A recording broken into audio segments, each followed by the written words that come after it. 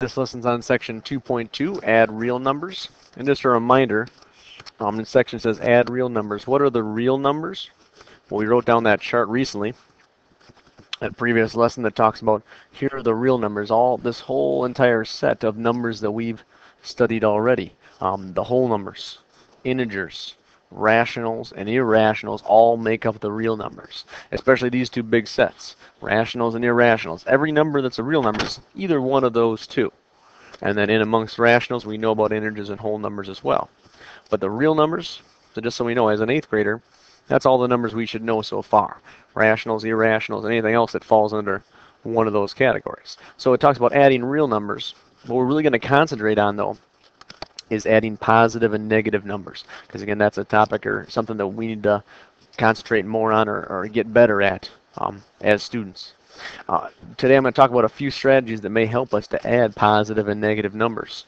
And I have a few examples here to show on this first page. And I'm going to outline one strategy right off the bat, which is adding numbers with a number line. I'll go through a few examples here to show what this might look like. And usually after I ask the students for a few questions or kind of try to remind them what this entails, they can usually tell me that when they're adding numbers using a number line, they start with the first number. Like the first number says -4 plus -5. What they typically do is they start at -4 and maybe put a point there. In this case, it says plus -5. As I have arrows up here to indicate, if I'm adding a negative, in this case, I'm going to use the red arrow. It tells me to go to the left. So if I'm adding a negative number, it makes sense I'm going to go farther to the negatives on this number line. 1, 2, 3, 4, 5. And I get to -9 for an answer. Same thing with this next one, just showing a few of these here. Next one says 7 plus -10. Again, I'm going to start at the first number, which is 7. And then -10 means I'm going to go 10 to the left. 1, 2, 3, 4, 5, 6, 7, 8, 9, 10. I'm going to end up at -3. Now, here's what I'll start telling students at this point. I'm saying and suggesting that the number line is a great strategy. I'm not saying that you have to make a number line for all the problems you ever do when you add positive and negative numbers. Because eventually you'll get to numbers that are in the 20s, the 30s, the 40s, the hundreds. And so I wouldn't expect you to make a number line and that's 100 spaces long. But the concept of a number line is a good visual and something you can picture in your head when you're doing these problems still, even if the numbers are this small or bigger. Here's what I'll tell students. So to help, use the number line to help you, and the biggest way it can help you is usually determining whether the answer is going to be positive or negative. To use the number line to help you, let's say that for this problem 2, we started at 7, and then we went left 10 spots. So what I'll tell the students to do, even without a number line or something to picture, they can say, okay, well, if I'm at 7, and I go left 10 spots, what I'll ask them is, will you get by the number 0? That's kind of our key right there. Will I get past 0 on the number line? Well, if you think about it, or if they start thinking about it, they say, okay, well, I'm at 7, and I'm going to go left 10 spots. They can usually figure out, yeah, I'm going to get by 0. What does that tell them? That tells them your answer's got to be a negative number. And then they start working with the numbers to figure out, well, how far by 0? Well, then they can usually figure out -3. I'm going to get the 3 spots past 0 into the negative, so that's -3.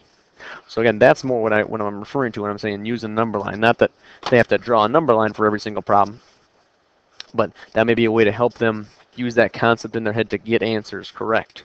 I'll show one more here. I'll do a third example, and then I'll kind of show what I mean by even with bigger numbers how it can work. Looking at the third example here, though, this says -8 plus 13. So I'm going to start at -8, and then since it's plus 13, since it's plus a positive number, I'm going to jump 13 spots to the right. So 1, 2, 3, 4, 5, 6, 7, 8, 9, 10, 11, 12, 13. So I end up at +5. Again, for even one like this. If the students didn't make a number line, that's okay, but they could start to use this concept still. I'm at -8, they tell themselves. I'm going to go right 13 spots. So then in that case, are you going to get past 0? Well, you tell yourself, yes, I'm going to, because I'm going to go 13 spots past it. So that should tell you your answer is going to be a positive answer, and they could jot that down and then start working with the numbers to figure out, oh, it's going to be +5. That's how far past 0 they're going to get. Using some bigger numbers, showing that it still works. Let's say I have -33 plus 50. A problem like this too. Again, I wouldn't expect the students to draw out 50 spots on the number line each direction, but they could kind of picture this in their head. Well, what if I'm at negative 33? So that's 33 spots left to 0. So I'm down here at the left end of the number line somewhere. I'm going to go to the right 50 spots. Well, if I'm going to go right 50 spots, am I going to get by 0? And again, this is usually a good concept that works for a lot of students, and they usually be able to figure out, yeah, I will be. So that means if I get past 0 into the positives, my answer is going to be a positive number as well. And then finding the difference of the numbers, or some students can start to work through the numbers to figure out, oh, it's going to be 17, and they know the answer is going to be positive 17. So again, the sign, definitely the number line concept helps figure out the sign for sure, but it can also help figuring out the numbers too and what they have to do to find that answer, like finding the difference of those two numbers. Now, the number line is just one strategy I'm going to talk about for us to add positive and negative numbers. There's a few good strategies that I'm going to lay out here, and there might be even some more that a student can think of, or someone else may be able to think of as well. But I'm going to lay out these ones for sure. I talked about number line already. Here's another popular one that I use when I'm up at the board adding these numbers for students in a problem. I'll think of money, and I'll tell them what I mean by that. Let's say I give an example problem over here. Let's say I have negative 13 plus 20.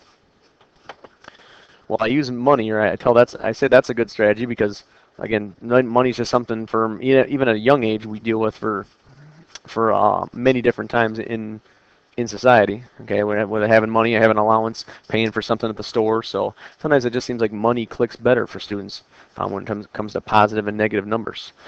What I tell them to think of is negative numbers like money that you owe to somebody, or like maybe you just bought something for $13. So you owe that amount. You owe $13. A positive number is how much money you have in your pocket right now. So like let's say you bought something for $13 and you have $20 right now. So what you can think of is kind of how I'll ask the students. I'll say, can you pay off your debt? Then usually they'll say, okay, after thinking about it, they'll be like, yep, I can pay off my debt, I can pay off my bill. Well, how much money will you have left then? And since it's money you have left, it's going to be a positive answer. In this case, it ends up being positive 7. Showing that example for another type of problem. Let's say it's something where like they bought $32 worth of stuff at the store, or they owe somebody $32, and again they have that same 20 though. So in this one, a negative number again means that you owe somebody something, okay, or you bought something for that much. So let's say it's negative $32. You owe somebody $32, or the store $32, and you have $20 in your pocket. Okay, well, not so good. You can't pay off your debt. So that tells you what? Well, it tells you your answer is going to be a negative number. How much will you still have to pay off? If you give them that 20, how much will you still have to pay off in the future? Okay. Well, then they can kind of work with the numbers and figure out, oh, I still owe $12, so negative 12. Again, that's another good strategy that can work for some students. Thinking of money is a good one that can work with positive and negative numbers. Okay. This is kind of like my first strategy that I talked about, number lines. Number 2 is think of money. Number 3 up here is kind of like number 1. It's kind of like number lines. It's think of temperature. Temperature, like a temperature gauge, is really just like, or a thermometer is really just like a number line that's turned up and down. Some students have told me in the past that they have one of these like in their house or around their house somewhere, and they kind of think of that when they talk about positive and negatives, because then it's kind of like it's like a big line right there of positive and negative numbers for them. They can use that visual, and I'm fine with that too. Again, it works kind of like a number line.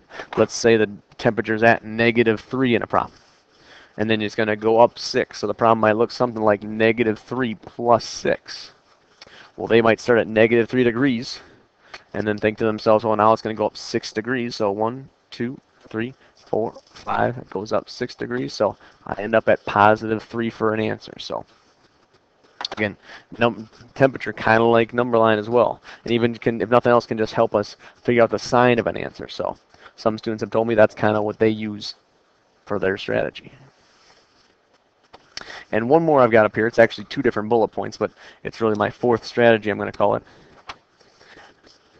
I kind of call this the mental math way that some students use. But it's using these last 2 bullet points.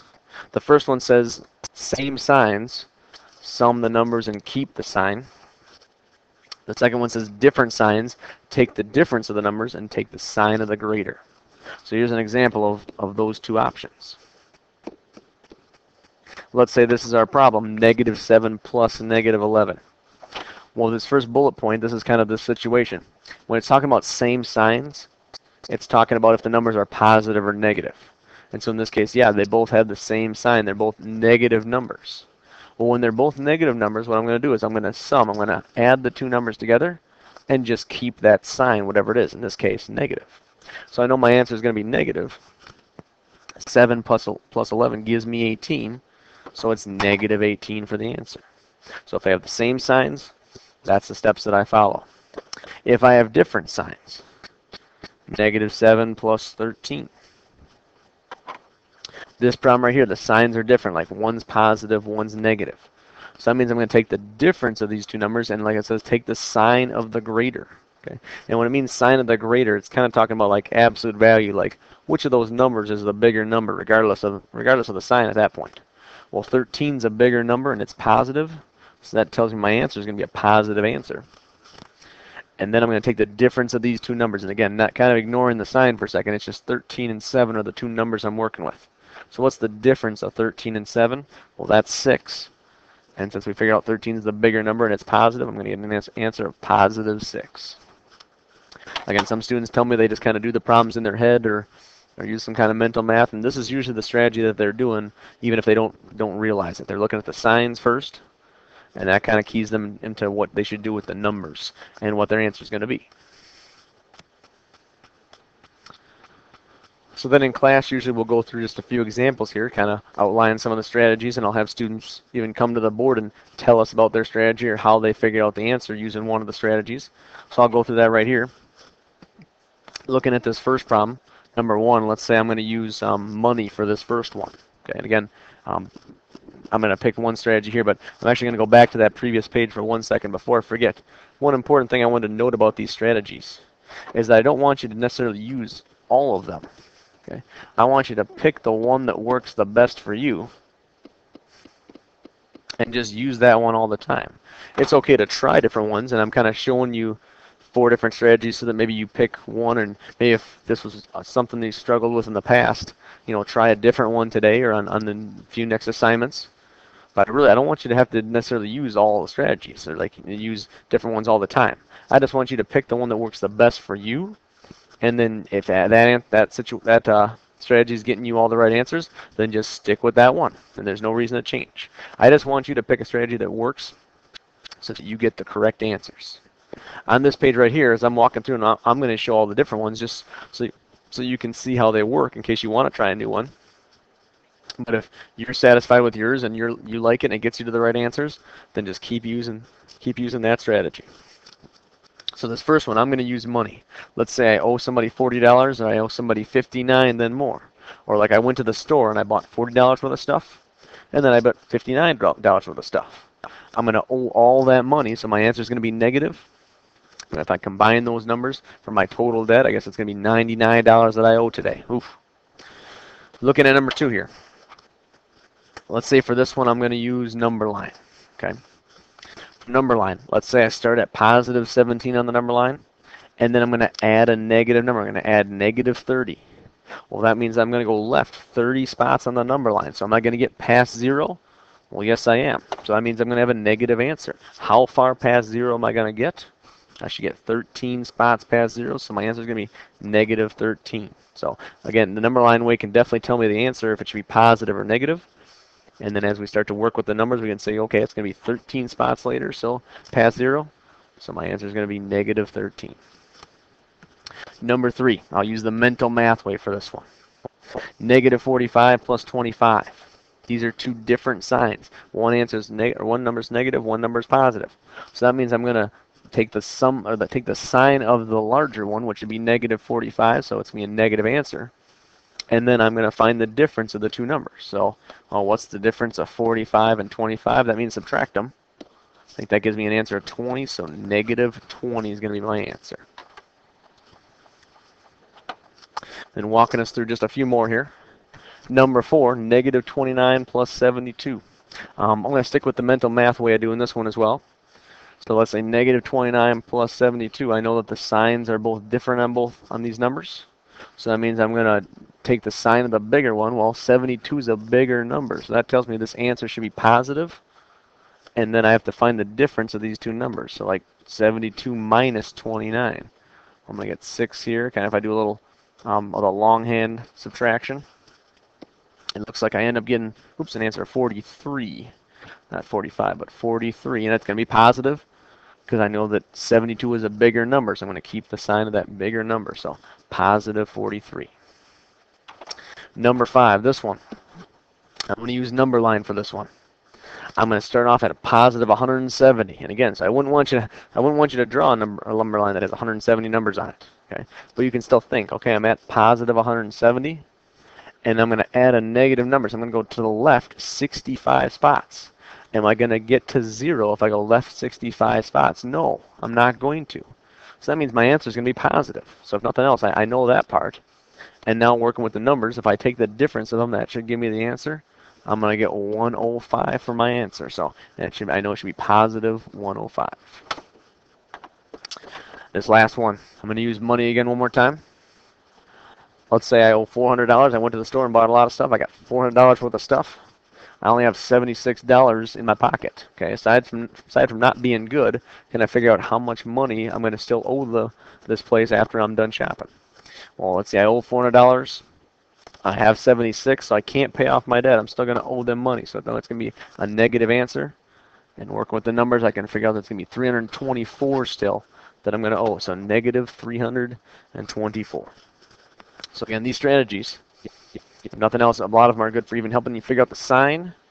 And then even then we can work with the numbers and find out what our answer is going to be, adding positive and negatives together. So again, don't use all the strategies. I did kind of hear in these examples, but I just want you to pick one that works for you, whatever one works best and you're getting the right answers with, and just go with that strategy.